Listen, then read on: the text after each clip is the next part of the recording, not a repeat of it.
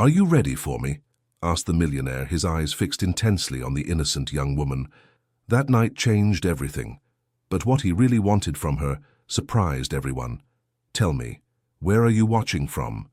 If you want to find out how this captivating story ends, subscribe to the channel and leave a like. You won't regret it.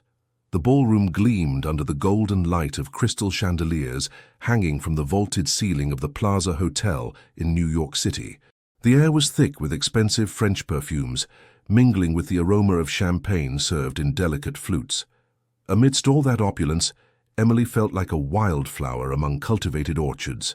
Her hands trembled slightly as she held the small silver tray, her simple black waitress uniform in stark contrast to the designer gowns of the female guests. Sometimes the most meaningful encounters happen in the least likely settings, as if fate enjoys the ironies that weave the tapestry of our lives. At 22, she worked as a temporary waitress to pay her college tuition and care for her ailing grandmother in a small apartment in Harlem. With her chestnut hair pulled back in an austere bun and hazel eyes attentive to every detail, she moved among the guests, trying to remain unnoticed as she served canapés and collected empty glasses.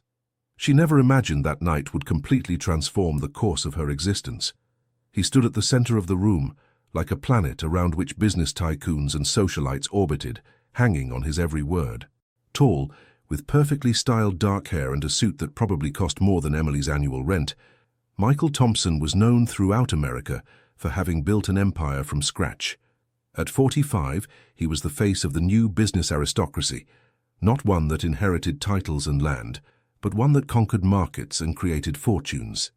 But there was something in his eyes that contrasted with the image of the financial titan, a profound loneliness that no amount of money seemed capable of filling. When their gazes crossed for the first time that night, it was as if time stood still. Emily felt her heart race in a way she had never experienced before. During the charity event, he observed her discreetly as she served the guests. There was an authenticity about her that intrigued him, the way she smiled shyly at clients, how she averted her gaze when someone complimented her, how her nervous fingers tucked a strand of hair behind her ear. Small gestures that revealed a sincerity almost extinct in his world. At the end of the night, when most of the guests had departed and Emily was collecting empty glasses, he approached her. The sound of his Italian leather shoes echoing against the marble made her heart skip a beat. "Are you ready for me?" he asked, his deep voice seeming to vibrate in her chest. Emily looked at him confused, unable to decipher what he meant. Was this an indecent proposal, like so many she had rejected from powerful men during her months working luxury events? Seeing her expression, Michael immediately clarified, "I need someone authentic to help me with a special project." "Something tells me you're the right person." "A project?" she asked, still disconcerted by the unexpected attention. "A foundation to help young people from disadvantaged neighborhoods like the South Bronx and Brownsville access quality education," he explained.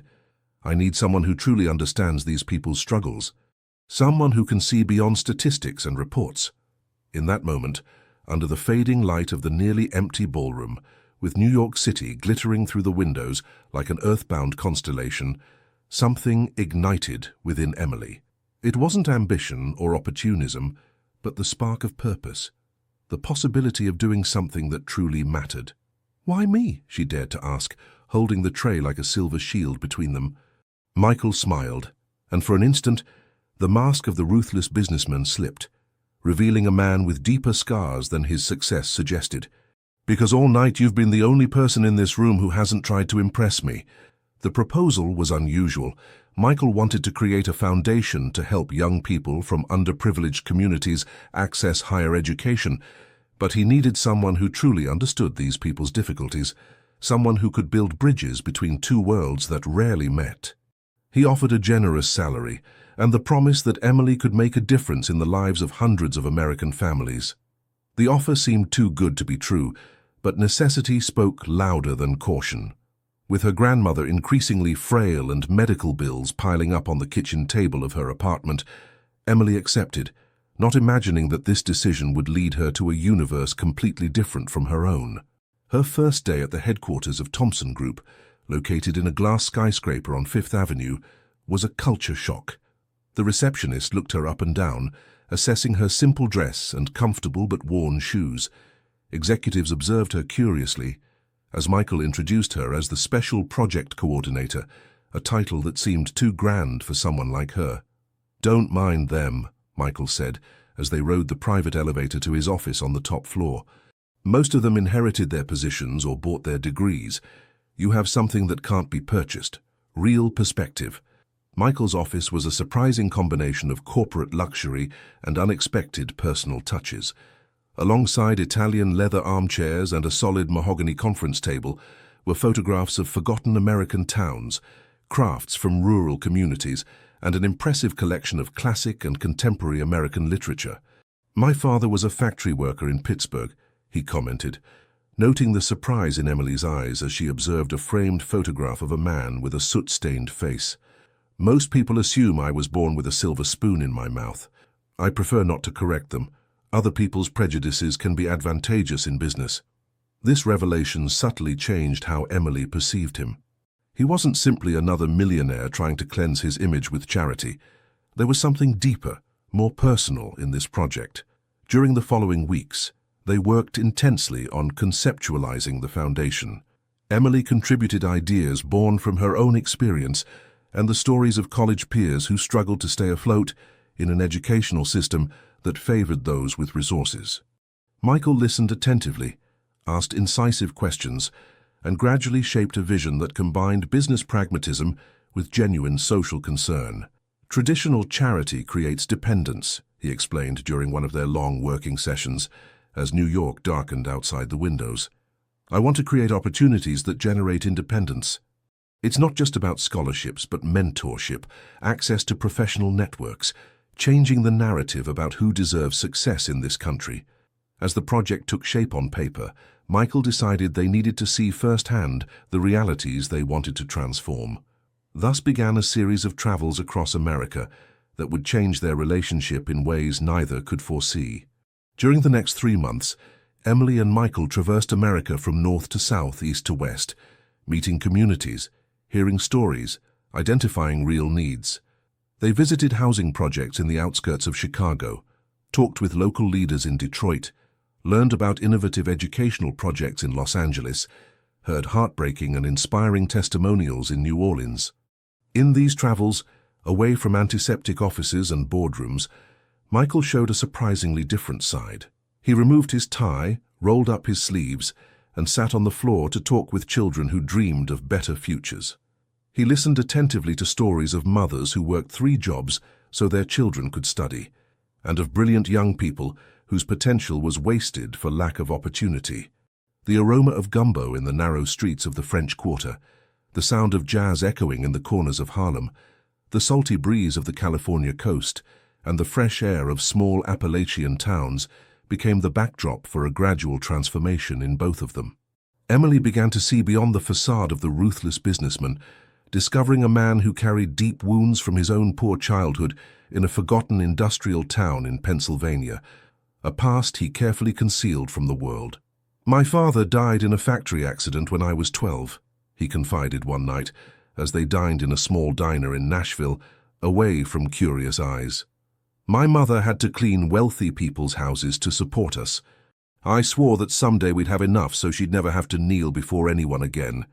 Emily listened to these confessions with a mixture of surprise and understanding, seeing how the pieces of the puzzle that was Michael Thompson were fitting together. His relentless ambition, his apparent coldness in business, his need for control, all had roots in that boy who had promised to change his destiny. For his part, Michael discovered in Emily a strength that contradicted her fragile appearance. The way she confronted arrogant officials who tried to belittle her, how she instantly connected with the most distrustful people in the communities they visited, and her ability to maintain dignity and authenticity in any circumstance. The connection between them grew with each mile traveled. Conversations that began about work extended into the early hours in New York rooftop bars, revealing dreams, fears, and vulnerabilities that neither usually shared. They shared bagels and coffee at a small cafe in Brooklyn while discussing strategies, and he took her to dinner at hidden diners in the Lower East Side, away from the curious eyes of high society. There was a growing emotional intimacy that both tried to deny, but which became undeniable with each day they spent together. The glances held a second longer than necessary, the accidental touches that sent electric currents through their bodies, the shared silences that said more than 1,000 words. Everything pointed to a feeling growing between them, as inevitable as it was dangerous. "I've never met anyone like you," he said one night as they walked through Central Park under a starry sky. "Someone who can move between worlds without losing their essence." Emily smiled, a gesture that illuminated her entire face and made her eyes shine with a special light. "Maybe because you've never really looked beyond your circle," she replied, with that frankness that characterized her. "There are many valuable people who go unnoticed, because no one with power stops to really see them." Michael nodded, acknowledging the truth in her words. "And that's exactly the problem we want to solve with the foundation, isn't it?" But both knew that something deeper was happening, something that went beyond the professional project they shared, something that neither Emily's college degree nor Michael's fortune had prepared them to face. When the 5th month arrived, something changed drastically. The celebrity press, always hungry for stories about the American elite, discovered the existence of the foundation, and more specifically, the close relationship between the millionaire and his young assistant. The first photographs appeared on a digital portal. Michael and Emily leaving a restaurant in Soho, his hand lightly resting on her back as he guided her to the car. The headlines were cruel. "Businessman trades socialites for waitress. Modern Cinderella or opportunist." The images of them leaving meetings were dissected, each gesture analyzed as evidence of a scandalous romance. Morning shows debated their relationship, and social media boiled with opinions divided between those who saw a romantic story and those who suspected dark motivations. For Emily, this sudden exposure was like a tsunami that swept away the tranquility she had built. Suddenly, journalists lurked near her modest apartment. Neighbors she barely knew gave exclusive testimonials about her, and former schoolmates shared photos of her adolescence without her consent. "You can't let it affect you," Michael said in his office, after she arrived visibly upset after being chased by photographers on the subway. "It's the price of being close to power in this country. Eventually they'll find something more interesting and leave you alone." But Emily wasn't prepared for this level of scrutiny. One thing was working on a social project, and quite another seeing her private life exposed and distorted for public entertainment. "That's easy for you to say," she responded with eyes bright with contained anger. "You've lived with this for years. I just wanted to help create something good, not become the protagonist of a soap opera." Michael approached her, gently taking her hands in his. It was the first time they had touched so deliberately, and both felt an electric current run through their bodies. "Listen, Emily, what we're doing is important. We're challenging a system that keeps people in their place, that tells the poor they should be content with crumbs. Of course, they're going to try to discredit us, turn everything into a sordid spectacle." The external pressure was just the beginning. Michael's family, especially his mother Elizabeth from the Upper East Side, who had always dreamed of seeing him married to someone of good breeding, made her disapproval clear. During a family dinner at the Thompson mansion in the Hamptons, to which Michael had insisted on bringing Emily to normalize her presence, the tension was palpable. "You've always had a weakness for lost causes, son," Mrs. Thompson commented as she meticulously cut her filet mignon. "First, it was rescuing stray dogs, then investing in those ecological companies that barely made a profit, and now, this." The contempt with which she pronounced the last word, looking directly at Emily, was like a poisoned dagger. Michael clenched his fists under the table, but before he could respond, Emily did so with a serenity that surprised all present. "With all due respect, Mum, I think there's a difference between a lost cause and an ignored one. The first are impossible, the second only require someone to pay attention." An uncomfortable silence fell over the table. Mrs. Thompson looked at her as if she had just found a cockroach on her plate. Michael's younger brother, James, a playboy known in the Hamptons social scene, let out a nervous chuckle. "And Michael." Michael observed her with a mixture of pride and concern. But the most unexpected blow came from where Emily least expected it. Colleagues from Columbia University, and even some people from the neighborhood where she grew up, began to openly criticize her. They said she had sold out, that she was using her body to get money, that she had forgotten her humble origins. "You've become a rich man's little whore. an old childhood friend spat when they crossed paths at the Harlem farmers market. All that talk about social justice, and look at you now, parading around in luxury cars while your grandmother continues to live in this hole. The words hurt more than any insult from the gossip magazines. Emily found herself isolated, not belonging to Michael's world with its parties in the Hamptons and dinners on the Upper East Side, nor any more to her own in the narrow streets of Harlem. As the pressure increased, something began to change between them. A subtle distance, a caution in how they behaved in public and even in private. Both silently wondered if what they were building, both the foundation and their personal relationship, would be worth the price they were paying. During this turbulent period, Emily's grandmother suffered a serious health complication. Harlem Hospital didn't have the resources for the treatment she needed quickly enough. The waiting lists for specialists stretched for months, and with each passing day, Grandma Rose's condition worsened. Emily faced an agonizing moral dilemma: accepting Michael's financial help to transfer her grandmother to the prestigious Mount Sinai Hospital would confirm all the accusations that she was an opportunist, but refusing would put at risk the health of the only family she had left.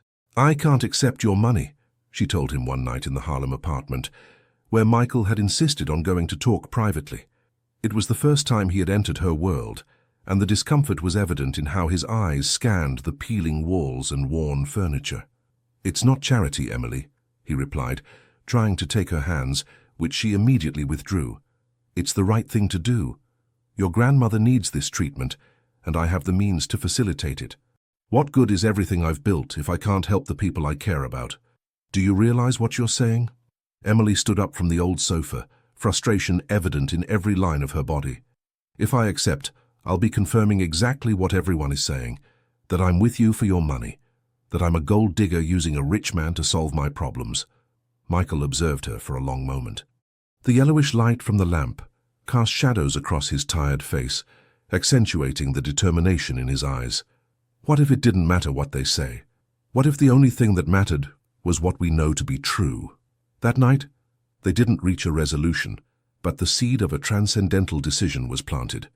Emily spent hours by her grandmother's hospital bed, watching as the woman who had raised her when her parents died in an accident grew weaker day by day.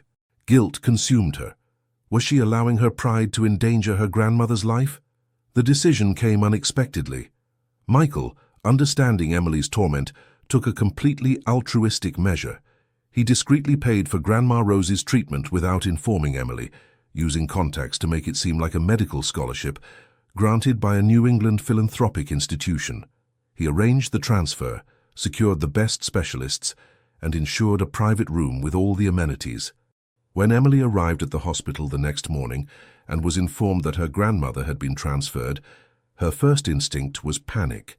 Then, upon discovering what had happened, she faced a storm of contradictory emotions. Relief knowing her grandmother would receive the necessary treatment, gratitude toward Michael, but also anger over a decision made without consulting her. She confronted Michael in his office that same afternoon, bursting in during a meeting with Japanese investors. "How dare you?" she demanded, ignoring the surprised looks from the executives. "What right do you have to make decisions about my family without consulting me?" Michael apologized to his guests and guided her to his private office, closing the door behind them. "I couldn't stand by watching you suffer," he explained, his voice soft but firm. "Sometimes, Emily, pride is a luxury we can't afford when the life of someone we love is at stake. And did you not think how I would feel? How this makes me look exactly like what everyone says I am?" "I thought about saving your grandmother," he replied, approaching until they were inches apart. "And if I have to play the manipulator so you can keep your integrity intact in the eyes of the world, so be it." It was then, amid this emotion-charged confrontation, that it happened. Perhaps it was the intensity of the moment, the shared vulnerability, or simply the inevitable culmination of months of growing tension. Michael took Emily's face between his hands and kissed her with a passion that contained all the unexpressed feelings between them. For an instant she resisted, placing her hands against his chest as if to push him away. But then, as if an inner dam had broken, she responded to the kiss with equal fervor, entwining her fingers in his hair, allowing all the confusion, frustration, and repressed desire to flow freely. When they finally separated, Breathless and shocked by the intensity of what had just happened, both knew they had crossed a point of no return. They could no longer pretend that what existed between them was simply a professional collaboration or even a friendship. It was something deeper, more complex, more dangerous. "This changes everything, doesn't it?" she whispered, still inches from his face. "This only makes visible what already existed," he replied, gently caressing her cheek. "The question is, are we willing to face the consequences?" Sometimes the most transcendental decisions of our lives are not made in moments of serene reflection, but in instants of absolute emotional clarity, when the heart finally overcomes all the barriers that the mind has carefully constructed. The relationship between Emily and Michael ceased to be a rumor and became a confirmed reality when they were photographed kissing on the rooftop of a restaurant in Tribeca. The image, captured with a telephoto lens by a paparazzo, occupied magazine covers and led television news.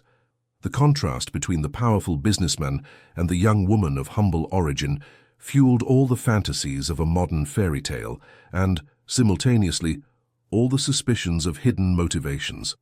Emily's life changed radically. Overnight, she went from being an anonymous student, struggling to get ahead, to becoming a constant target of cameras and comments. Every clothing choice, every gesture, every word was analyzed and judged. Magazines alternated between treating her as an inspiring example of social mobility and as a calculating gold digger. Media pressure was just the beginning. The real battle was being fought on multiple simultaneous fronts. In the professional realm, the foundation team, which now had 12 employees, began to subtly question Emily's authority. Was she really the project coordinator on her own merits, or simply because she shared the founder's bed? Important emails began to exclude her. Meetings were accidentally scheduled when she wasn't available, and her proposals were met with barely disguised skepticism. "They can't see you just as my girlfriend," Michael said after a particularly tense meeting where the financial director had openly questioned the budget she had prepared for programs in the Bronx. "And how do you suggest they see me, when you yourself introduced me as the special project coordinator, without any credentials to back it up?" she replied, frustration evident in her voice. "For them, I'm just the waitress who slept with the boss." Michael ran his hand through his hair, a gesture that Emily had learned to identify as a sign he was genuinely concerned.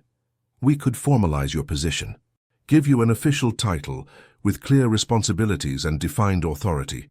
And you think that will change anything? Any position you give me will be seen as a gift, not as something earned." The dilemma had no easy solution. The personal relationship between them inevitably contaminated the professional perception of Emily, no matter how capable she was or how much work she invested. On the family front, the situation wasn't better. Elizabeth Thompson, Michael's mother, had gone from silent disapproval to open hostility. During a family dinner to celebrate Michael's birthday, she deliberately arranged for Emily to be seated at the opposite end of the table, with the serving staff instead of with the family. The message was clear. She might be her son's lover, but she would never be considered part of the Thompsons. Michael's younger brother, James, alternated between awkward attempts to flirt with Emily, when no one was looking, and public comments about how Michael had always known how to choose pretty toys. His wife, a New York socialite with more jewelry than personality, refused to address Emily, treating her as if she were invisible. Only Michael's grandmother, Margaret, a 90-year-old woman with perceptive eyes and a sharp tongue, seemed to see beyond appearances. During that tense birthday dinner, she managed to sit beside Emily during coffee.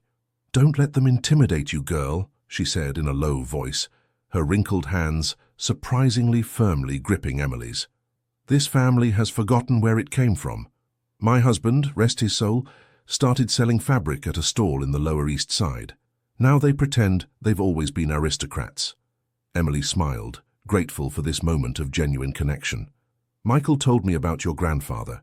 He says he inherited his eye for business from him." The old woman let out a conspiratorial chuckle. "And also his weakness for beautiful women with strong character. My William always said that a woman who kneels before the first difficulty doesn't deserve to walk beside you when success arrives."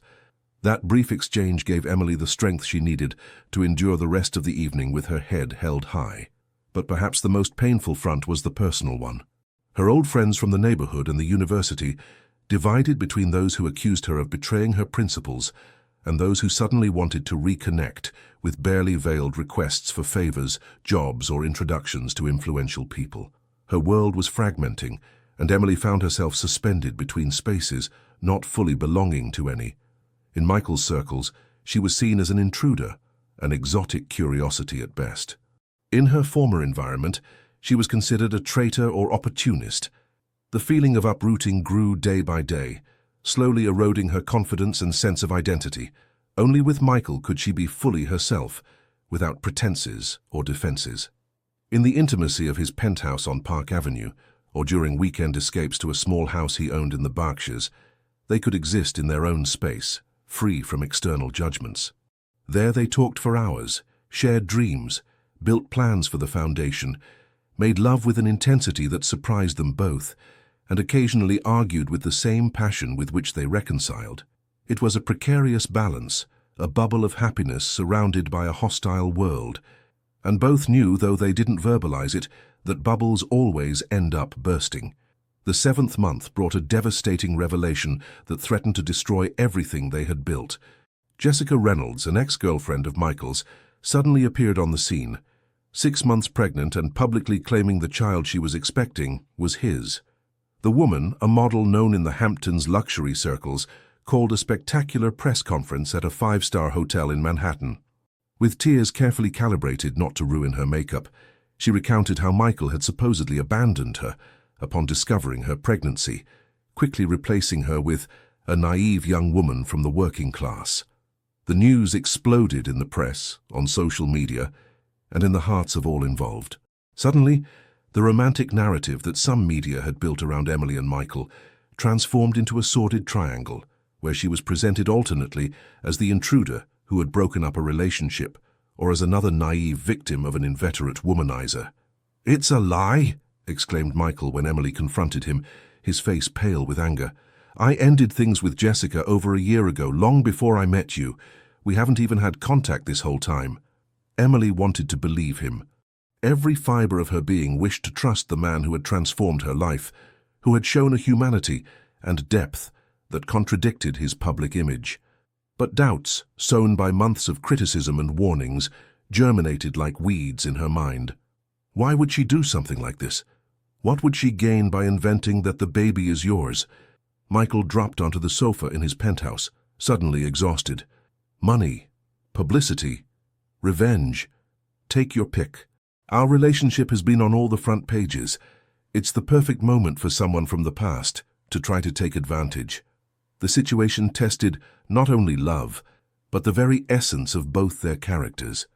Emily needed to decide if she trusted him enough to stay by his side during this storm, or if she would protect her heart by walking away before it was too late. She wandered along the banks of the Hudson River, watching the murky waters and feeling that her life reflected that confusion. The following days were a media hell. Photographers camped in front of Michael's building and also near the hospital where Emily's grandmother continued her treatment. Speculations multiplied, from conspiracy theories about how Emily might have sabotaged Michael's previous relationship to rumors that Jessica was being paid by business competitors to discredit the magnate. The worst was the sense of powerlessness. Any public statement they made would be distorted. Any silence would be interpreted as an admission of guilt. Emily felt trapped in a nightmare where her life was being consumed by a voracious public spectacle over which she had no control. The situation reached a critical point when Jessica unexpectedly appeared at the offices of the Thompson Foundation, creating a dramatic scene in front of the entire staff. "I want to see the slut who got into my relationship," she shouted, her shrill voice echoing throughout the floor while employees looked on, stunned. "I want her to see what she's caused." Emily, who was in the middle of a meeting with representatives from potentially collaborating universities, heard the commotion and went out to face the situation. What she found left her momentarily speechless. Jessica, wearing a dress that strategically accentuated her pregnancy, crying theatrically while secretaries tried to calm her, and some employees discreetly recorded the scene with their phones. "I'm Emily," she said simply, advancing with a calm she didn't feel. "And this isn't the way to resolve anything. If you want to talk, we can do so in private." Jessica looked at her with poorly disguised surprise, clearly not expecting this direct approach. "There's nothing private about how you got into my life," she spat, but with less conviction. "I didn't get into your life," Emily replied, keeping her voice calm, despite feeling her heart hammering against her ribs. "But right now you're in my workplace, causing a scene that doesn't benefit anyone, least of all the baby you're expecting." Something in Emily's serene dignity seemed to momentarily disconcert Jessica. The script she had prepared, the dramatic confrontation between the manipulative mistress and the abandoned girlfriend, wasn't working with this young woman who looked at her without hostility or fear, just with quiet determination. "Let's go to a room," suggested Emily, indicating a small meeting room. "No cameras, no audience, just us." What occurred behind closed doors between the two women never fully came to light. Employees saw two adversaries enter, and 30 minutes later saw two visibly affected but strangely calm people exit. Jessica left without further drama, and Emily returned to her interrupted meeting as if nothing extraordinary had occurred. That night, when Michael arrived at the penthouse after a day facing the media chaos from the legal front, he found Emily sitting on the terrace, contemplating the lights of New York City with an indecipherable expression. "Your lawyer called me," she said without turning around. "He says they have proof that Jessica was in Bali during the time when the baby was conceived." Michael sat beside her, cautiously taking her hand. "Emily, I swear that—" "I know," she interrupted, interlacing her fingers with his. "I spoke with her today." "What? When? How?" Emily then told him about the scene at the office and the private conversation that followed. "I told her I understood the fear, the insecurity of facing a pregnancy alone. I told her I could even understand the impulse to seek financial security for her child. But that fabricating a lie of this magnitude would only bring more pain to everyone, including her baby." "And what did she say?" "At first she denied everything, of course, but then she simply broke down." Emily finally turned to look at him directly. "The father is a DJ from Miami who abandoned her as soon as he learned about the pregnancy. She has debts, she's scared, and someone, she wouldn't say who, suggested that you would be a perfect target given the media attention on us." Michael closed his eyes, processing the information. "Why would she tell the truth to you, of all people?" A sad smile formed on Emily's lips. "Because I offered something no one else had considered. Real help, without humiliation. I told her the foundation could ensure she had access to proper medical care and support during and after the pregnancy. Not cash, not a confidentiality agreement, but a path forward with dignity." Michael looked at her with amazement, recognizing once again why he had fallen in love with this extraordinary woman, who found human solutions where others only saw legal problems. "You're incredible," he finally said, pulling her to him. "Most people in your position would have wanted to destroy her. Revenge wouldn't have solved anything," she replied, resting her head on his shoulder. "And besides, there's an innocent baby involved in all this." 2 days later, Jessica held a new press conference, this time to retract her previous claims. She explained through tears that the pressure of facing motherhood alone had led her to make desperate decisions, and she publicly apologized to Michael and Emily. She didn't mention any agreement with the foundation, keeping her dignity intact. DNA tests would eventually confirm that the baby wasn't Michael's. The scandal gradually diluted, replaced by new controversies in the volatile world of American celebrities. But the emotional damage was already done. The trust between them, though preserved, had been subjected to an extreme test. The afternoons they used to spend in Central Park became less frequent, replaced by long days at the office trying to compensate for time lost during the crisis. Both immersed themselves in the foundation's work with renewed intensity, perhaps as a way to reconnect with the original purpose that had united them. Sometimes, the most violent storms don't destroy the bridges between people, but test their resistance and reveal which ones are strong enough to withstand any assault. As the media crisis diminished, a new kind of tension began to manifest between Emily and Michael. It wasn't the external threat that now tested their relationship, but the internal fractures that were beginning to become evident. Emily, who had demonstrated remarkable strength during the scandal with Jessica, now struggled with something more subtle and corrosive: the gradual loss of her identity, the looks of strangeness when she mentioned her neighborhood of origin, the polite but condescending laughter when she shared anecdotes from her university life, and the constant expectation that she transform into someone suitable for Michael's world were eroding her sense of self. One night, after a fundraising event where several potential donors had treated her as a decorative accessory of Michael's rather than as the project coordinator, Emily found herself staring fixedly at her reflection in the bathroom mirror of the luxurious hotel. The reflection that stared back was almost unrecognizable, hair perfectly styled by a renowned hairdresser, designer dress that cost more than 3 months' rent of her old apartment, discreet but expensive jewelry that Michael had given her, a polished and acceptable version for New York high society. "Who are you?" she whispered to her reflection, touching the cold glass with her fingertips.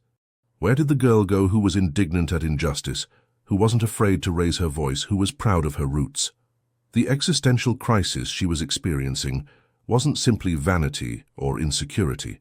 It was a profound questioning of the price she was paying for this new world she had accessed. Was she compromising her values to fit in? Was she allowing Michael's environment to mold her until she became unrecognizable to herself? Michael, for his part, noticed the change in Emily, but interpreted her growing silence as a natural adaptation to her new status. He had seen many people transform when accessing circles of power and wealth, and assumed she was simply finding her place in this new context. The distance between their perceptions became painfully evident during a dinner at the home of close friends of Michael's, a banker couple with a mansion on the Upper East Side. The conversation drifted to immigration policy, and the host made derogatory comments about the Latino immigrants invading certain New York neighborhoods. In another time, Emily would have responded immediately, defending vulnerable communities and questioning the privileges from which such judgments were issued.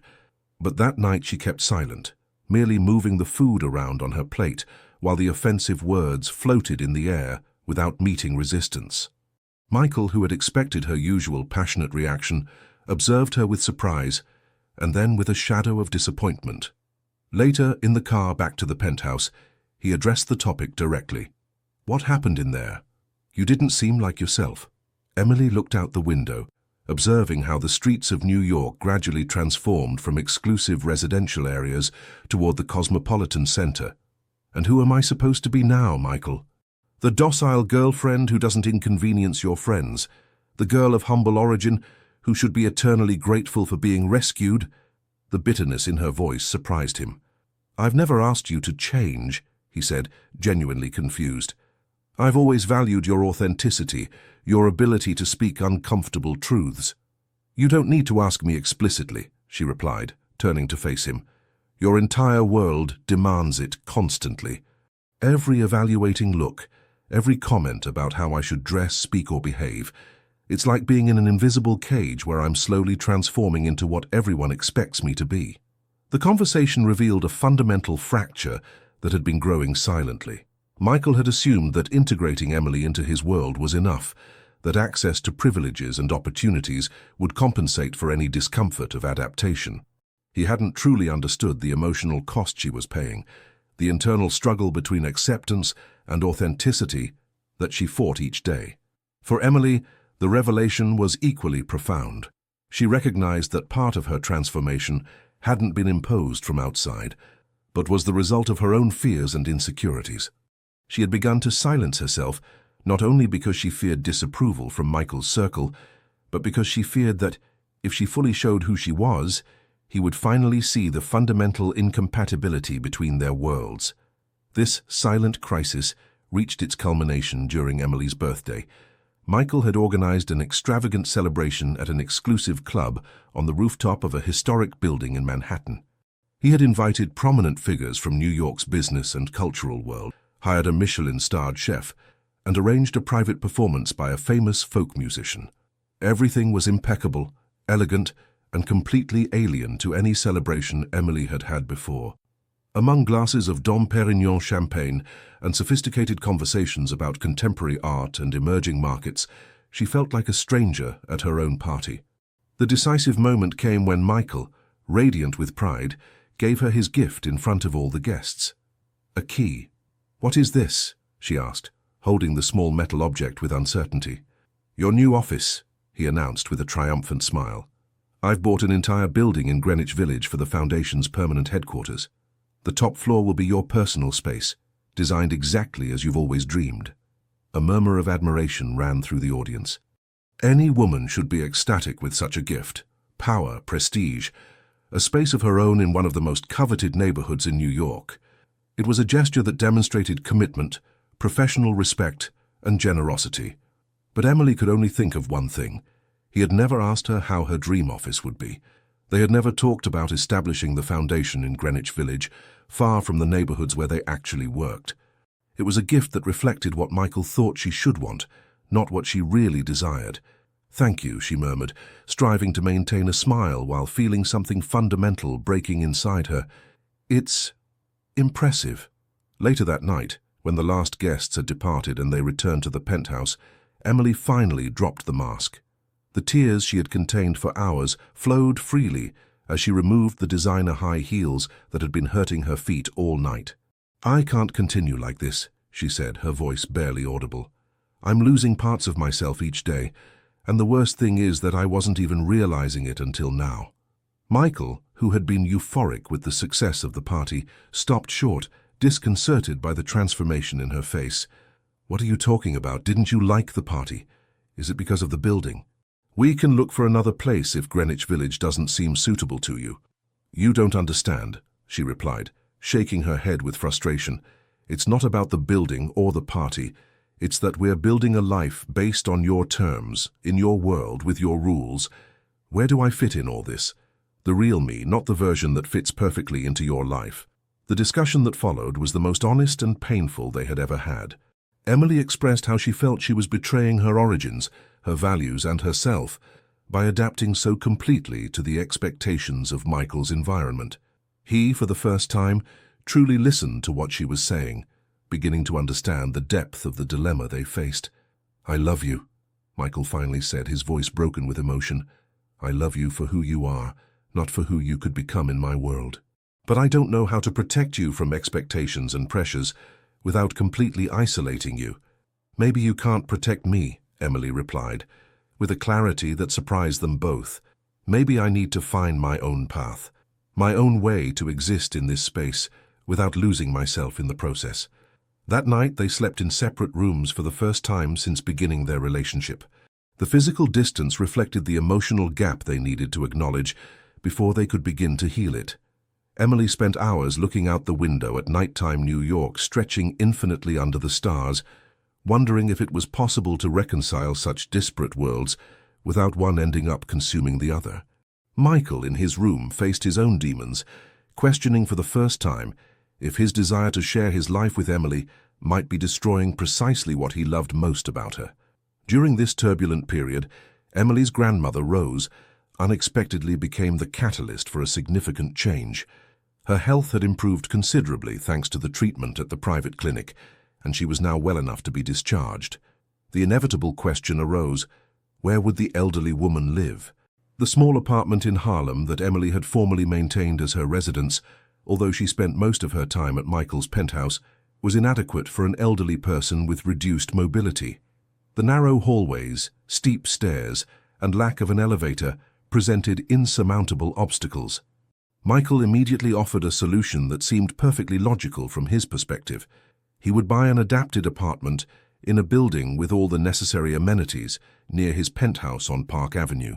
He would hire 24-hour nursing staff and ensure that Grandma Rose received the best possible care. To his surprise, the proposal was met with firm resistance, not only from Emily, but especially from Grandma Rose herself. "I don't want to live in a place where I don't know anyone, where neighbors will look at me like an intruder," the elderly woman declared, with a determination that made clear where Emily had inherited her character. "I've lived my entire life in communities where people know each other, where doors are open and where we know who each voice belongs to when we hear them through the walls." This conversation took place during a visit to the clinic, where, for the first time, Michael and Grandma Rose had the opportunity to talk extensively without Emily's constant mediation. The elderly woman, despite her physical frailty, radiated an inner strength and mental clarity that deeply impressed the businessman. "I understand your concern, ma'am," Michael replied with genuine respect. "But the neighborhood has changed a lot in recent years. Many of your former neighbors have moved due to gentrification, and the apartment simply isn't safe for someone in your condition." Grandma Rose looked at him with those dark eyes that seemed to pierce through any pretension, so similar to Emily's when she saw beyond appearances. "Do you know what's the worst thing that can happen to someone who has lived as long as I have, Michael? It's not illness, not even death. It's the feeling that your life, your memories, your roots no longer matter, that they can be erased and replaced by something more convenient." Her words struck Michael with unexpected force, resonating with the concerns Emily had expressed about her own loss of identity. He then understood that he was facing the same problem across 2 generations, the tendency to want to fix the lives of those he loved according to his own terms, without fully understanding the value they placed on their own roots and decisions. This revelation led him to propose an alternative that surprised both Emily and her grandmother. "What would you think if we completely renovated your current apartment? We could make it accessible, safe and comfortable, but maintain its essence and location. You would remain in your home, in your community, among your people." The proposal marked a turning point. For the first time, Michael wasn't offering to move someone to his world, but to adapt their world so they could fully inhabit it. The renovation project of the Harlem apartment became a powerful metaphor for the transformation their relationship needed. During the following weeks, Michael immersed himself personally in the details of the renovation. He worked with architects specialized in accessibility, but insisted they consult with Grandma Rose on every decision. He ensured that the materials and finishes respected the original character of the building, avoiding turning the modest home into an island of luxury out of place in the community. To his surprise, he found he thoroughly enjoyed the process. He was fascinated listening to the stories Grandma Rose shared about every corner of the apartment, where the armchair had been, where Emily's grandfather read the newspaper each afternoon, the table where the girl did her homework, the small window from which they could see gospel choirs passing by the narrow street on their way to church. Through these stories, Michael began to truly understand Emily's New York, so different from his own, but equally rich in meaning and beauty. He began to recognize faces at the local market, to appreciate the rhythms and rituals of the community, to see beyond the worn surface of the buildings to the human fabric that made them special. Emily observed this transformation with a mixture of amazement and hope. Seeing Michael sitting in a small Harlem diner, sharing coffee and conversation with neighbors who had known her grandmother for decades, was like witnessing the fusion of 2 universes she had believed irreconcilable. One afternoon, while supervising the apartment renovations, Emily found Michael attentively studying an old photo album that her grandmother had saved from the disorder of the renovation. "Is this you?" he asked, pointing to the image of an 8-year-old girl with huge, curious eyes and 2 disheveled braids sitting on the steps of a plaza. "Yes," confirmed Emily, smiling at recognizing her own childhood image. "It was my birthday. Grandmother had taken me to Coney Island for a hot dog as a special present." Michael observed the photograph with such intensity that Emily felt curious. "Why are you so interested in that particular photo?" "Because I can see in it everything I love about you now," he replied, not taking his eyes off the image. "That mixture of vulnerability and determination, the curiosity about the world, the way your eyes seem to absorb everything. You were already there, complete, long before I appeared in your life." The comment, seemingly simple, contained a profound realization. Emily wasn't an unfinished project that he needed to complete or improve. She was a full person, formed by experiences, relationships, and values that preceded their meeting, and that constituted the very essence of who she was. Loving her meant loving those roots too, not trying to replace them. That night, on the way back to the penthouse, Michael made a decision that would change the course of their relationship. Instead of heading to Park Avenue, he asked the driver to take them to a small family restaurant in Brooklyn Heights, a place where he had reserved a private table. The establishment was modest but welcoming, with exposed brick walls and old wooden beams that spoke of centuries of New York history. Nothing like the elegant restaurants where they usually dined, but full of an authentic charm that was infinitely more inviting. Once seated, with glasses of Napa Valley red wine before them, Michael took Emily's hands in his. "I've been thinking a lot about what you said about building a life on my terms, in my world," he began, his voice unusually uncertain. "And you're absolutely right. I've been trying to integrate you into my reality, without really considering that your world is as valuable and complete as mine." Emily observed him in silence, surprised by the vulnerability in his face, so rare in a man accustomed to projecting absolute confidence. "Working on your grandmother's apartment has taught me something fundamental," he continued. "It's not about choosing between your world or mine. It's about creating something new together, something that honors both origins but is uniquely ours." He then took a small object from his pocket. It wasn't a jewelry box, as Emily feared for a moment, but an antique key of wrought iron, evidently with its own history. "What is this?" she asked, taking the object with curiosity. "The key to a house in Brooklyn Heights," he explained. "An old brownstone that belonged to my grandfather before the family moved to more exclusive areas. He never wanted to sell it, despite my father's pressures. He said it was important to remember where we came from." Emily turned the key between her fingers, feeling the weight of its meaning. "It's not a unilateral gift this time," Michael quickly clarified. "It's a proposal. What would you think if we renovated this place together in our way, combining elements of both? It wouldn't be my luxury penthouse or an apartment in Harlem, but something new, a space that truly reflects who we are when we're together." The proposal represented much more than a change of residence. It was a tangible recognition that their relationship could only truly flourish when both felt equally represented, when neither had to sacrifice essential parts of themselves to fit into the other's world. "Are you sure?" asked Emily, looking in his eyes for any sign of doubt. "Brooklyn Heights isn't exactly the neighborhood your partners would expect for someone in your position." Michael smiled, a gesture that illuminated his face with a lightness she hadn't seen in weeks. "That's exactly the point, isn't it? It's time we stopped living according to others' expectations.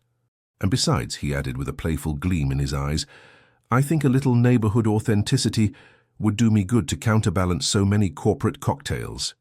Emily laughed, feeling how a weight she had carried for months began to lighten. It wasn't a magical solution to all the challenges they faced, but it was a significant step in the right direction. "Your grandfather would have liked this, wouldn't he?" she asked, intuiting the personal importance this decision had for Michael. "He would have loved it," he confirmed, his voice softening with the memory. "He always said that the best negotiations are those where no one feels defeated and no one needs to boast of victory. I think this is something like that. A compromise where we both win by giving up some things to get something better. Sometimes finding balance isn't about dividing differences, but discovering a third path that honors the best of both worlds without demanding the annihilation of either." The brownstone in Brooklyn Heights turned out to be a revelation for both of them. Built in the late 19th century, it preserved original architectural elements like high ceilings with moldings, patterned hardwood floors, and an impressive marble staircase with a wrought iron banister. But it also showed decades of neglect, peeling walls, obsolete installations, and a general air of melancholic decay.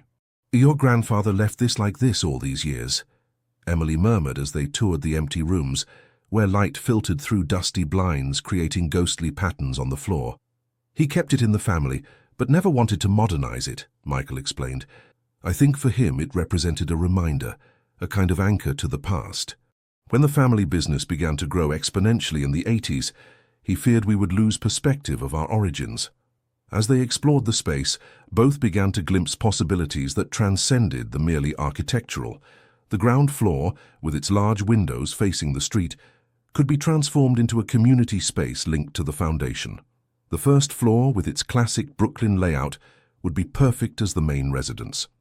And the rooftop, with panoramic views of the Manhattan skyline, offered the possibility of an urban garden and a meeting place for friends and collaborators. The renovation project became a metaphor for their relationship. Each decision required negotiation, compromise, and a shared vision that respected both the past and the future. Michael contributed technical knowledge and resources, while Emily contributed aesthetic sensitivity and a deep understanding of how spaces affect the people who inhabit them. Meetings with architects and designers often turned into passionate debates. Michael tended to prioritize functionality and high-end materials, while Emily advocated for sustainable solutions and the preservation of historic elements, even imperfect ones. These discussions, far from separating them, strengthened their ability to constructively resolve differences. "We can't put Italian marble in the bathrooms," Emily insisted during a particularly intense session. "It's completely incongruous with the character of the building, not to mention the ecological impact of transportation from Italy. But it will last a lifetime, Michael argued. It's a long-term investment, not a passing luxury. There are workshops in Vermont that work with local slate that will age with more character and have a fraction of the carbon footprint, she countered. To the surprise of the architect witnessing these exchanges, Michael yielded with an admiring smile. Call Vermont, then.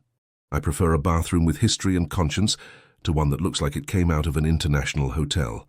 As the walls transformed, so did their shared vision of life. The decision to convert part of the building into a community center associated with the foundation reflected their commitment to integrating social purpose with personal life. It wasn't just about creating a private home, but a space that could serve as a bridge between worlds that were usually separate. During this period, the foundation's work also evolved significantly. The experience with Jessica, although traumatic, had given Emily an idea: create a specific program for young single mothers facing pregnancies in vulnerable situations. With Michael's support, she established collaborations with public hospitals and developed a comprehensive support model that included medical care, psychological support, professional training, and accessible childcare. The project, named New Beginnings, quickly became the Foundation's flagship program. Unlike similar initiatives that treated beneficiaries as passive recipients of charity, Emily insisted on an approach that recognized and empowered their autonomy. The participants were active in decision-making, and as they progressed, many became mentors for new participants. One day, while reviewing the construction progress, they received an unexpected visit. Elizabeth Thompson, Michael's mother, appeared without prior notice, evidently uncomfortable in a neighborhood she considered below her son's social position. "So this is what you've chosen?" she asked with barely disguised disdain, observing the scaffolding and construction dust. "Abandoning Park Avenue for this?" Michael visibly tensed, preparing for another confrontation with his mother. But before he could respond, Emily stepped forward. "I'd love to show you what we're creating, Mrs. Thompson," she offered, with a warmth that surprised both Thompsons. "I think it might help you understand why it means so much to us." The following hour subtly transformed the dynamic among the three people. Emily guided Mrs. Thompson through the building, explaining with genuine passion each design decision, each preserved historical element, each planned innovation. She spoke of how the community space would offer workshops for neighborhood youth, how the library would combine Michael's treasured art books with volumes accessible to local students, how the kitchen was designed both for intimate dinners and for nutrition classes for mothers in the program. Gradually, Mrs. Thompson's austere face began to soften. It wasn't complete approval, but there was a spark of understanding, perhaps even reluctant respect in the way she observed the young woman who had captured her son's heart. "You remind me of her," she abruptly commented as they examined the rooftop plans. "Of whom?" asked Emily, disconcerted. "Of William's mother, Michael's grandmother," replied the older woman, a touch of nostalgia softening her usually severe features. She also refused to abandon her roots, even when the family prospered. She insisted on keeping the fabric store open in the Lower East Side, personally attending customers she had known her entire life, even though we no longer needed that income. It was the first time she had shared something so personal, a tacit acknowledgement that perhaps there was more in common between Emily and the Thompson family than she had been willing to admit. When Mrs. Thompson left, she left something more than her usual wake of expensive perfume. A small opening, the possibility of an understanding that, while never warm, could at least be based on mutual respect. "I've never seen her like that with you," Michael commented that night, as they shared a bottle of wine sitting on the unfinished wooden floor, surrounded by plans and material samples. For a moment, she almost seemed human. Emily smiled, resting her head on his shoulder. "It's because for the first time she wasn't seeing the intruder threatening her son. She was seeing something in the project itself, something that transcends our personal relationship." Michael reflected on this, absently running his fingers through Emily's hair. "You know, I think that's the key to everything. From the beginning, what has united us isn't just what we feel for each other, but what we both feel for something greater than ourselves." It was a profound observation that captured the essence of their connection, the shared passion for creating impact, for building bridges between separate realities. for imagining possibilities where others only saw limitations. As their shared home took shape, so did a new understanding of what it meant to build a life together. It wasn't the idealized romantic fusion where differences magically dissolve, nor the unilateral adaptation of one person to the other's world. It was something more complex and beautiful. The deliberate creation of a third space that honored both origins while allowing the birth of something completely new. The Foundation's project was finally to be officially presented to the public. After months of intense work, overcoming media scandals and personal crises, the time had come to show the world what they had built together. The inaugural event would be held at Lincoln Center, a majestic setting in the heart of New York City that symbolized the institutional importance the initiative had acquired. The preceding days were a whirlwind of frantic activity.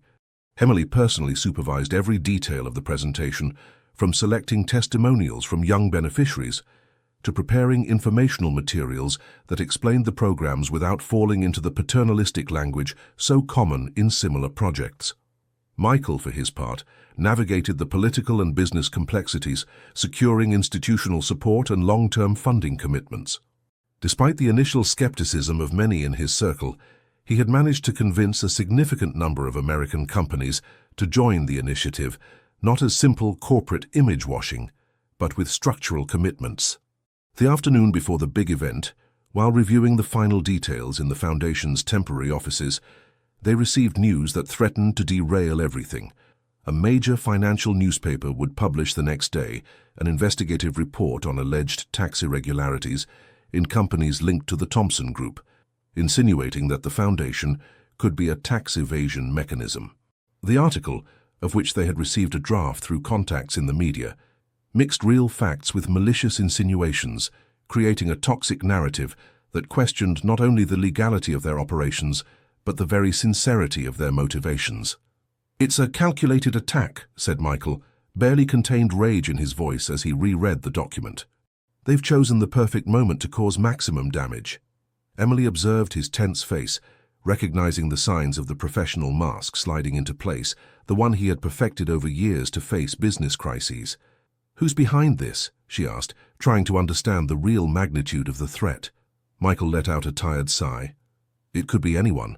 I've stepped on many toes in the last 20 years. But my instinct tells me it comes from the private education sector. Some of the most elitist universities aren't exactly thrilled with our equal access program. The crisis required immediate action. The legal team was called for an emergency meeting. Strategic allies in the media were contacted. Statements were prepared that refuted the accusations point by point. The entire crisis management apparatus of a multinational corporation was set in motion with military precision. But amid the professional chaos, Emily noticed something concerning. As the pressure increased, Michael seemed to revert to old patterns, making unilateral decisions, keeping information compartmentalized, assuming total control without consulting. It was as if the man who had learned to collaborate, to cede space and value different perspectives, was being temporarily replaced by the ruthless executive he had been before meeting her. The situation reached a critical point when, close to midnight, Michael announced his strategy. He would postpone the official launch, initiate legal actions against the newspaper, and use his political contacts to exert behind-the-scenes pressure. "We can't launch amid such a controversy," he declared as if it were an obvious conclusion. "We need to clear our name first, then we'll present the project when the noise has passed." Emily, who had remained silent during much of the meeting, finally spoke. "I disagree." The words, pronounced calmly but with absolute firmness, made all heads turn toward her. Michael looked at her with surprise, as if he had forgotten that her opinion was relevant in this matter. "Emily, this goes beyond the Foundation," he explained with the patient tone he would use to clarify something complex to someone unfamiliar with business realities. "They're attacking the entire corporate structure. We can't risk—" "Precisely because it goes beyond the Foundation is why we can't postpone," she interrupted, standing up.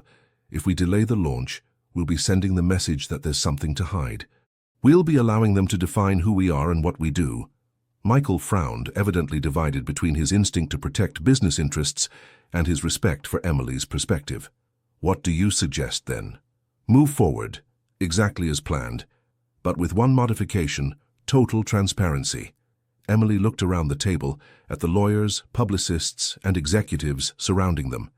"We'll publish all the foundation's accounts, every dollar that came in and went out. We'll invite the journalist who wrote this article to attend tomorrow and ask any questions they want without restrictions. And if there are any irregularities in the group's companies, however minor, we'll acknowledge them openly and explain how they'll be corrected." An astonished silence followed her words. The advisors exchanged uncomfortable looks. No one dared to directly contradict the boss's partner, but the professional disapproval was palpable. "That would be corporate suicide," the legal director finally ventured, carefully choosing his words. "No company this size could survive that level of scrutiny without significant damage." "Then perhaps no company should be immune to such scrutiny," Emily replied without hesitation, "especially one that claims to lead social change based on equity and justice." All eyes turned to Michael, expecting him to put an end to this idealistic madness. But he remained unusually silent, studying Emily with an indecipherable expression. "Leave us alone, please," he finally requested. When the last advisor had left the room, Michael approached Emily, his face a complex mixture of emotions. "Do you realize what you're proposing? It could destabilize businesses that employ thousands of people. It could affect international agreements that have taken years to build." Emily held his gaze without blinking. "I'm perfectly aware. And I also know that if the foundation is born compromised, if we allow fear to dictate our actions now, everything we've built together will be a facade, beautiful, impressive perhaps, but hollow at its core." Michael ran his hand over his face, suddenly exhausted. "And if they find something truly damaging? There are operations that date back to my father's time, corporate structures I haven't even personally reviewed. Then it will be the moment to prove you're the man I believe you are," she replied simply. "The one with the courage to face past mistakes and do what's right, regardless of the cost." At that moment, Michael understood he was at a crossroads that would define not only the future of the foundation or his relationship with Emily, but his own legacy as a human being. He could retreat to the safety of old corporate tactics, controlling the narrative, minimizing damage, protecting economic interests at all costs. Or he could advance into unknown and potentially dangerous territory, but aligned with the values he truly wanted to uphold. After what seemed an eternity, he slowly nodded. "We'll do it your way," he said, taking her hands in his. "Total transparency. And we'll accept the consequences, whatever they may be." That night, while the team frantically implemented the new strategy, drafting press releases announcing an open-door policy and preparing financial documentation for immediate publication, Emily and Michael briefly returned to their house under construction in Brooklyn Heights. Amid the emotional and professional chaos, they needed to reconnect with what truly mattered, with the future they were building together. Sitting on the unfinished wooden floor of what would be their living room, sharing a simple dinner of sandwiches and wine served in paper cups, they spoke with renewed honesty. "I'm afraid," Michael confessed, an admission that would have been unthinkable for him a year ago. "Not of what they might find in the business, that can be fixed. I'm afraid of not being the man you believe I am. So of disappointing you when it matters most." Emily rested her head on his shoulder, watching the moonlight coming through the still curtainless windows, casting ghostly shadows on the freshly painted walls. "The man I believe you are isn't perfect," she replied softly. "He's someone who makes mistakes, who sometimes reverts to old habits, who fights against his own demons. But he's also someone with the courage to face the truth, with the humility to acknowledge when he's wrong, and with a heart big enough to put others' well-being above his own interest." Michael hugged her tightly, as if afraid she might disappear. "And if tomorrow everything collapses? If we lose not just the foundation, but everything else?" Emily smiled in the dim light, a smile that contained all the wisdom she had accumulated throughout their extraordinary journey together. "Then we'll build something new. We'll start again with empty hands if necessary, but with hearts full of everything we've learned." That night, they slept in sleeping bags on the bare floor of their future bedroom, like two castaways clinging to each other amid an uncertain storm, but with the strange tranquility of those who have finally found a shared moral compass. The morning of the event dawned clear and bright, as if New York City wanted to offer a perfect setting for the drama about to unfold. The majestic Lincoln Center gleamed under the spring sun, its columns and domes casting elegant shadows across the plaza, where journalists, VIP guests, and curious onlookers, drawn by rumors of controversy, had already begun to gather. The financial newspaper article had been published at dawn, as devastating as they had anticipated. Under the headline Thompson Foundation Philanthropy or Tax Engineering, the report detailed alleged irregularities in international transfers, questioned the legal structure of corporate donations, and insinuated conflicts of interest in the selection of beneficiaries. As a final blow, it included anonymous comments from close sources describing Emily as a cunning manipulator who had seduced Michael to obtain power and prestige. Despite the frontal attack, or perhaps precisely because of its ferocity, Emily's strategy had generated unprecedented interest in the event. Journalists who would normally not cover a foundation inauguration had shown up en masse, attracted by the promise of unrestricted access and the possibility of witnessing the public collapse of one of America's most important fortunes. Inside Lincoln Center, the atmosphere was tense but determined. Emily, dressed in a simple navy blue suit that projected professionalism without ostentation, reviewed the final details with the team. Michael, meanwhile, maintained a series of telephone conversations with legal and financial advisors, preparing to answer any question, however uncomfortable. "The first beneficiaries are ready," informed Rachel, the young woman who coordinated the New Beginnings program and who had become Emily's right hand. "They're nervous, but committed. They understand the importance of showing real results today."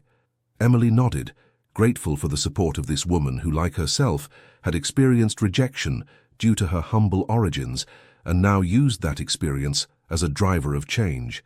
"Remind them they're not exhibits," Emily replied firmly.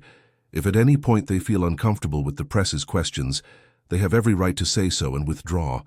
Their dignity comes first." As the start time approached, several members of Michael's family arrived. His brother James, surprisingly sober and formal, accompanied by his wife, who for the first time greeted Emily with something resembling a genuine smile. Grandma Margaret, who at 90 had insisted on attending, supported by the arm of a nurse and showing more energy than many guests decades younger. And, to everyone's amazement, Elizabeth Thompson, impeccably elegant as always, but with an expression difficult to decipher that oscillated between maternal concern and something that could be interpreted as reluctant pride. "You've put my son in a very difficult position," she said to Emily when they briefly met in a corridor. Emily prepared herself for another confrontation, but what followed surprised her. "However," continued the matriarch, slightly adjusting her pearl necklace, "I must acknowledge that I've never seen him so alive, so himself, even amid this crisis that could have destroyed him."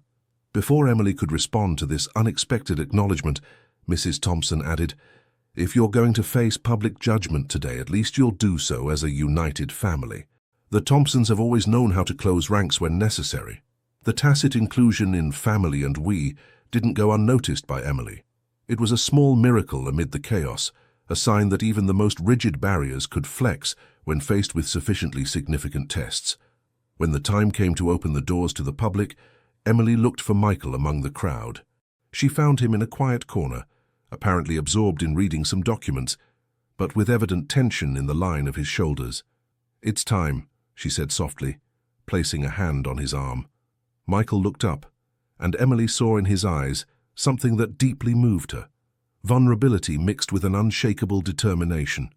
"Whatever happens today," he said, taking her hands, "I want you to know that I've never felt prouder of anything in my life.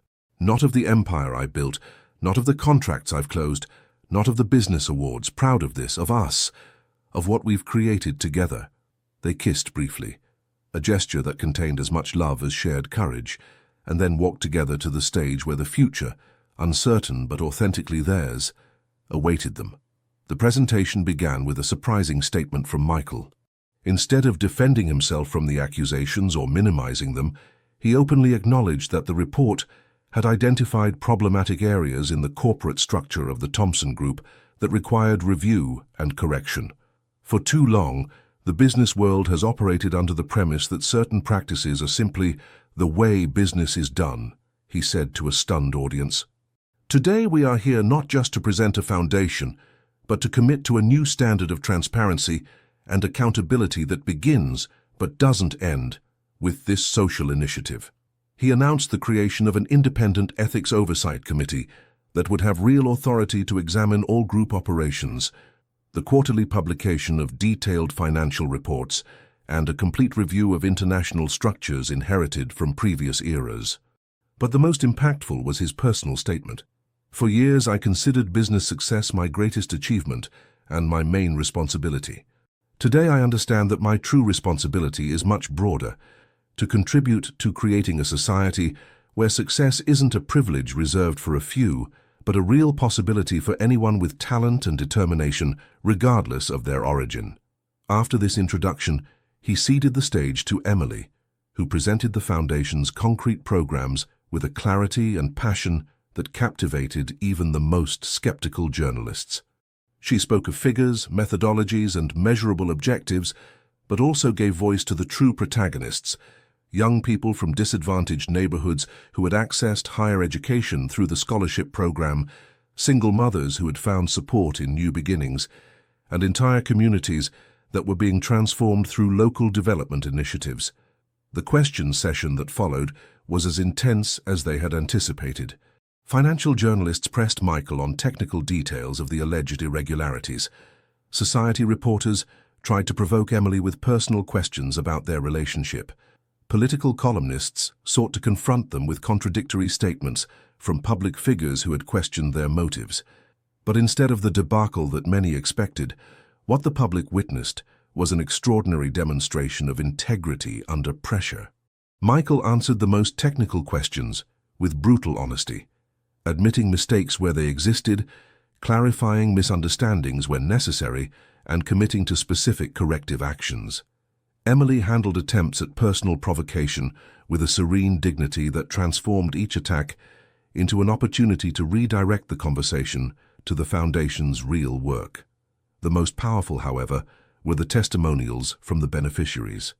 When Jessica, yes, the same Jessica who months earlier had caused so much pain with her false accusations, took the stage with her baby in her arms to explain how the New Beginnings program had transformed her situation from desperation to hope, even the most cynical journalists were moved.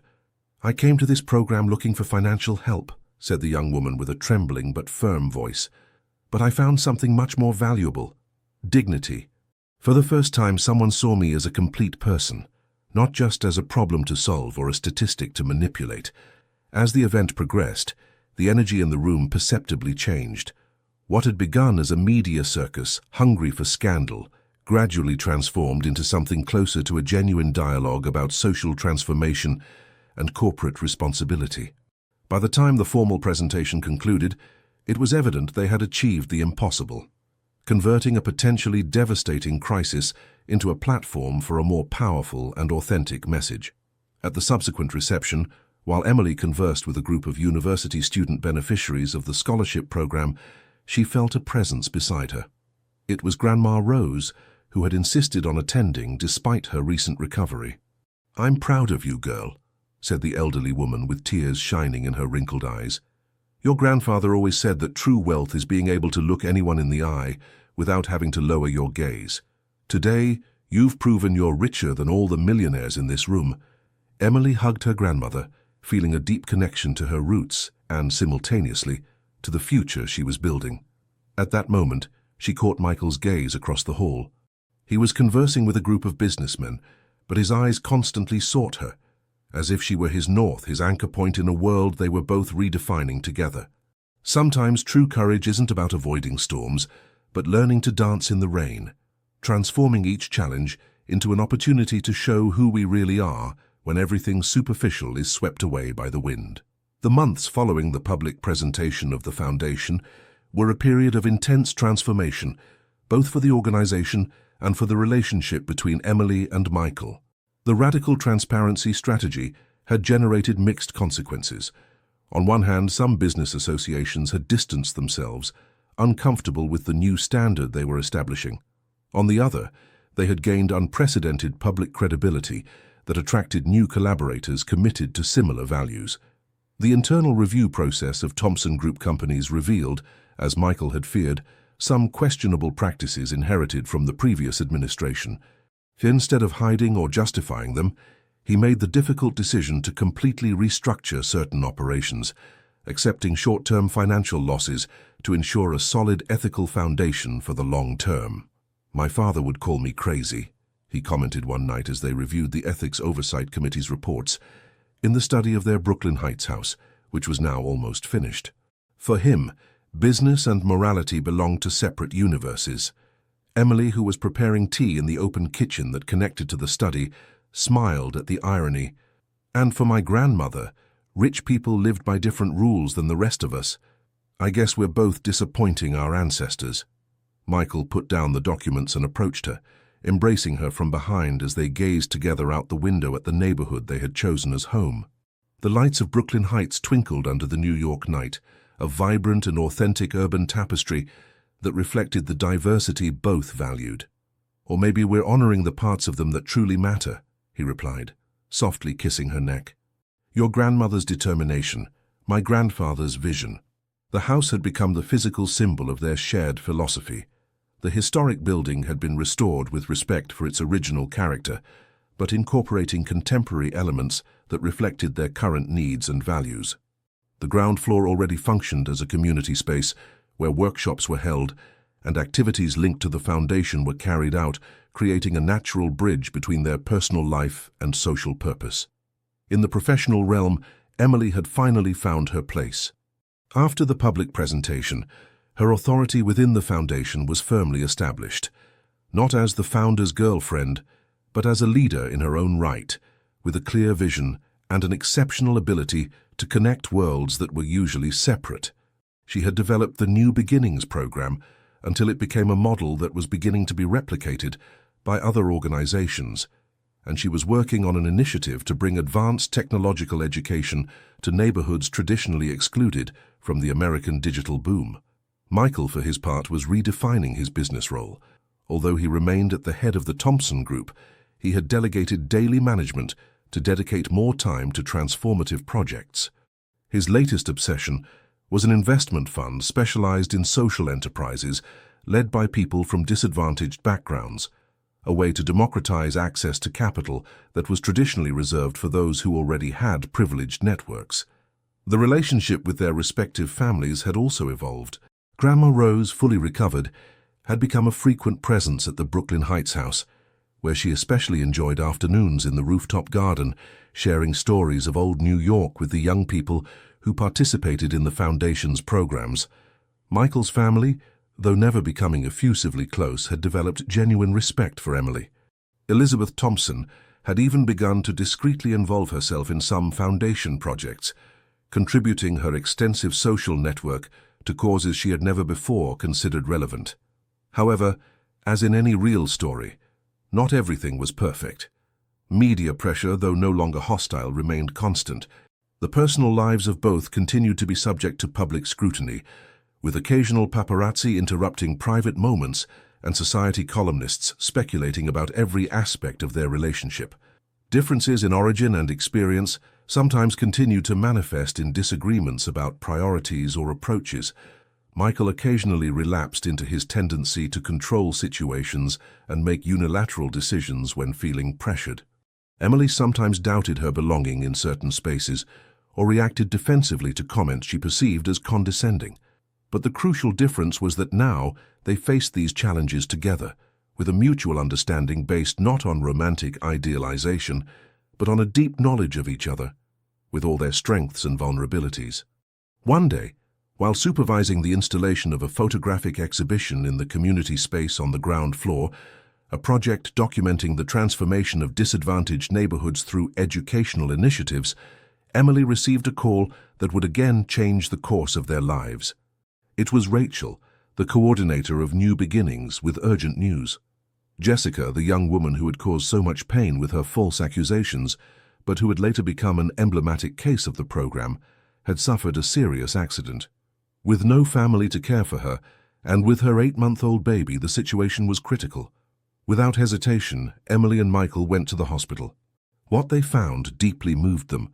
Jessica, with multiple fractures that would require months of recovery, was crying inconsolably, not from her own physical pain, but from the fear that her son would be placed in foster care during her convalescence. "I can't lose him," she sobbed, clutching Emily's hand. "He's all I have. Please don't let them take him." Emily looked at Michael, a silent communication passing between them. They didn't need words to make a decision that, though complex, they felt was deeply right.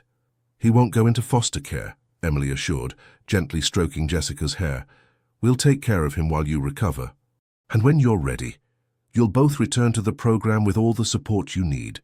The gratitude in Jessica's eyes, the relief that transformed her pain-tensed face, was a more powerful confirmation than any statistic or public recognition that they were on the right path.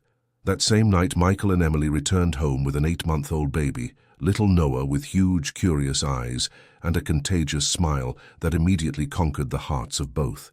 With no previous experience in childcare, with intense professional agendas, and under constant public scrutiny, the situation could have been overwhelming. Instead, it became a new, shared adventure, a challenge they faced with the same determination and creativity with which they had addressed each obstacle on their joint path. They adapted a space in the house for Noah, reorganized work schedules, learned about infant feeding and sleep patterns, and discovered a previously unknown capacity to function on very little rest. The foundation team proved incredibly supportive, offering flexibility and practical support that made it possible to balance professional responsibilities with this unexpected personal commitment.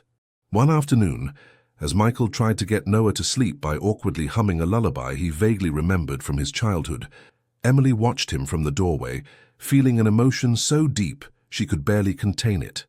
Seeing this man who had once been the personification of cold, calculating corporate power, now completely vulnerable and open, gently rocking a baby who didn't share his blood, but whom he treated with such evident love, was an image that crystallized the entire journey they had traveled. "It suits you," she commented, finally entering the room. Michael looked up, a tired but genuinely happy smile lighting his face. "It's exhausting and terrifying, and I have no idea what I'm doing half the time," he confessed quietly, so as not to wake the little one who had finally fallen asleep in his arms. "But it's also, I don't know how to explain it. Completely real," Emily completed, sitting beside him and resting her head on his shoulder as they both watched the sleeping child. "No pretenses, no masks, no hidden agendas. Just life in its most essential form." Michael nodded, understanding exactly what she meant. In a world where both had learned to navigate social, political, and economic complexities, the direct simplicity of caring for a defenseless being who completely depended on them was paradoxically liberating. "Have you ever thought about having children?" he asked after a long silence, with a vulnerability in his voice that revealed how much this question meant to him. Emily felt her heart race. It was a topic they had deliberately avoided, perhaps fearing it would highlight the age difference between them too much, or perhaps because both had been so focused on building their relationship and the foundation that the long-term future always seemed like an abstract and distant concept. "Yes," she responded honestly, "but I always imagined it as something distant, something for when I was established. And then life became so intense and complicated that it just didn't seem like the right time." Michael gently placed Noah in the makeshift crib and then turned to Emily, taking her hands in his. "And now? How do you imagine it now?" The question hung between them, loaded with possibilities. It wasn't a concrete proposal or an immediate decision, but the opening of a conversation about a shared future that extended beyond professional projects or renovations of old houses. "Now I believe that life never gives you the perfect moment," she replied after a thoughtful pause. "It only gives you moments, and you decide which ones you transform into something meaningful." They looked at each other in silence, a wordless communication that contained years of shared history, of obstacles overcome, of a love that had matured from initial attraction to something much deeper and more enduring. "Then perhaps we should start thinking about what moments we want to create together," he suggested, gently caressing her cheek. "Not just for the foundation or for our projects, but for us, for our family, whatever form it takes." Emily smiled, feeling a deep calm at the idea of an open but shared future. "I like how that sounds." While Noah slept peacefully in his crib, Emily and Michael remained together, talking in low voices until late into the night about dreams, fears, and possibilities. They didn't make big decisions or grand promises, but they planted seeds for a future that, though uncertain they would face as they had learned to face everything else, together, with open eyes and sincere hearts. 2 years had passed since that night at the Plaza Hotel where it all began. New York City sparkled under the spring sun, cafes filled with life, and Central Park exploded in a symphony of greens and flowers announcing renewal.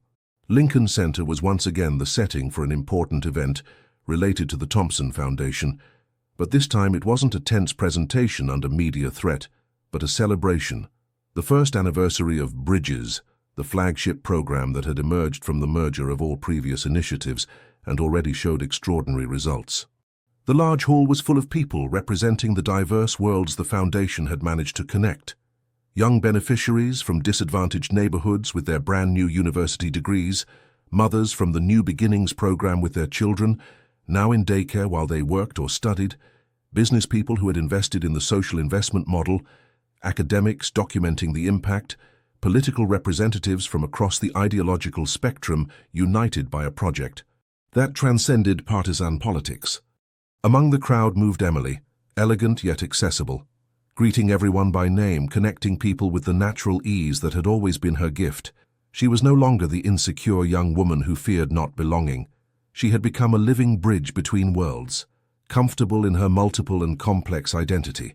A few meters away, Michael conversed animatedly with a group of young social entrepreneurs who had just received funding from the fund he had created. At 47, he showed a few more grey hairs at his temples, but also a vitality and presence that notably contrasted with the tense and controlled man he had been 2 years ago. Beside them, as a living symbol of their philosophy of real commitment, was Noah. The little boy, who had now turned 2.5, ran between the guests' legs under the watchful eye of Jessica, fully recovered and now assistant coordinator of New Beginnings, a role she performed with the passion of someone who had personally experienced the transformation the program offered. The temporary guardianship had evolved into a permanent but unconventional family relationship. Jessica remained Noah's mother in every sense, but Emily and Michael had become a constant and loving presence in the boy's life, creating a family model based not on biology, but on commitment and affection. The celebration was in full swing when Emily received a message that made her smile. She looked for Michael among the crowd, and when their eyes met, she made a subtle gesture toward the side door. He nodded, understanding the signal, and they both discreetly slipped away to a small anteroom they had reserved precisely for this moment. There awaited them a professional-looking woman with a folder in her hands and a serene expression. "Mr. Thompson, Miss Parker," she greeted formally. "I have the results you requested." Emily took Michael's hand, both holding their breath as the woman opened the folder and handed them an official document. "Congratulations," she said simply. "Everything is in order. The application has been preliminarily approved. Of course, there are still home visits and some additional interviews, but given your history with Noah and the documented support to Jessica, the committee views your candidacy very favorably." Tears shone in Emily's eyes as she read the document confirming that their application to adopt a 7-year-old girl, an orphan with special needs, had passed the initial phase of the process. After months of evaluating options, of deep conversations about the future, and reflection on what kind of family they wanted to create, they had decided to open their home and hearts to a child who specifically needed what they could offer: stability, resources for specialized care, and unconditional love. "Lily," whispered Emily, caressing the name printed on the document, "we're finally going to meet her."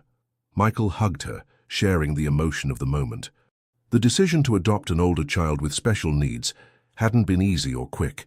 They had spent months of sincere analysis of their capabilities, resources, and limitations. But they had finally concluded that if they truly believed in the values they publicly defended, their family should reflect that same commitment to inclusion and opportunity. When they returned to the celebration, they did so with a quiet joy that didn't go unnoticed by those who knew them well. Grandma Rose, seated in a place of honor with other grandmothers from the intergenerational program, observed the glow in her granddaughter's eyes and immediately knew the good news had arrived. "The family grows," commented the elderly woman when Emily approached to check if she was comfortable. Emily smiled, no longer surprised by her grandmother's almost supernatural intuition. "In a few weeks, if all goes well." I want you to be the first to meet her when she comes home." Grandma Rose squeezed her hand with a surprising strength for someone her age. "I always knew you would do something extraordinary with your life, girl.